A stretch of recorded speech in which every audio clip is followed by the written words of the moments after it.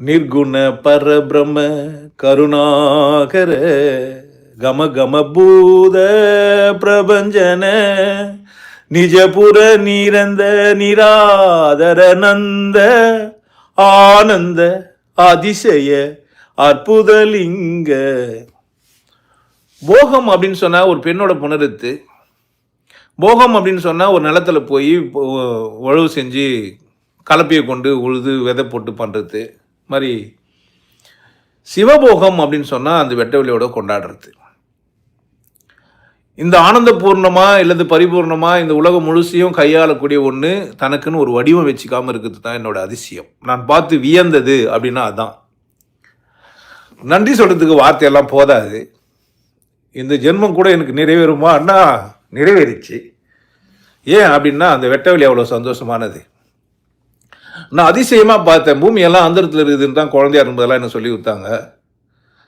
நான் கடவுள் புரிஞ்சிட்ட உடனே ரொம்ப ரொம்ப இன்பமாயிட்டேன். ஏன்னா கடவுளுக்குள்ளே தான் பூமி இருக்குது. அந்த அண்ட சராசரமும் அவனுக்குள்ளே அடக்குன்றதுக்கெல்லாம் எனக்கு வேறு மாதிரிலாம் சொல்லி கொடுத்துருந்தாங்க.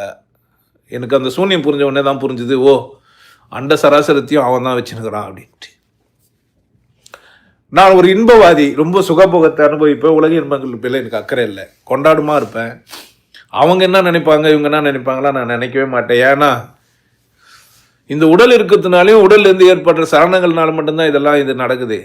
இந்த உடல் கூட சுமை அப்படின்னு எனக்கு புரியும். உடல் சுமையாக இருக்கக்கூடாது, சுகமாக இருக்கணும்னு மாற்றிட்டேன். வெட்டவெளி அப்படின்னு சும்மா சொல்கிறது, அது பேருக்கெல்லாம் அசிங்கப்பத்தது மாதிரி கூட இருக்கும். வெட்டவெளின்னா ஸ்பேஸ் அப்படின்னும் போது ரொம்ப ஒன்றுமே இல்லைன்னு.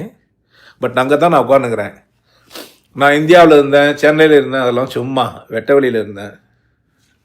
வெட்டவெளியில் இருந்தேன்னு தெரிஞ்ச உடனே எனக்கு ரொம்ப சுகமாயிடுச்சு. நான் அங்கே இருந்தாலும் வெட்டவெளியில் தான் இருக்கிறேன்.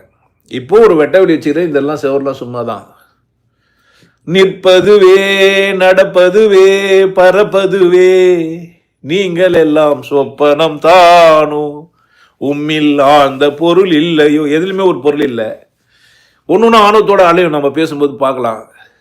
சிலதெல்லாம் பேசக்கூட முடியாது. சிலதுக்கிட்ட பேசினா தப்பாக நினச்சிருமோன்ற பயம் கூட நமக்கு ஏற்படும். ஆனால் எனக்கு கடவுள் அப்படி இல்லை. குசுவிடவும் அவங்க எனக்கு அதிகாரம் இருக்குது. அதுக்குள்ளே நான் அதை அசிங்கப்பத்தலை, அது என்னென்னு வாங்கிக்குது. நான் ஒரு வாயில் ஏதோ வச்சு உரிகிறேன். வெட்ட வெளியே காப்பியாவோ டீயாவோ ஜூஸாவோ சாராயமாவோ வருது. நான் உரிகிறது வெட்ட வெளியே தான். நான் ஒன்று மற்றவன் அப்படின்னு எனக்கு புரிஞ்சிச்சு.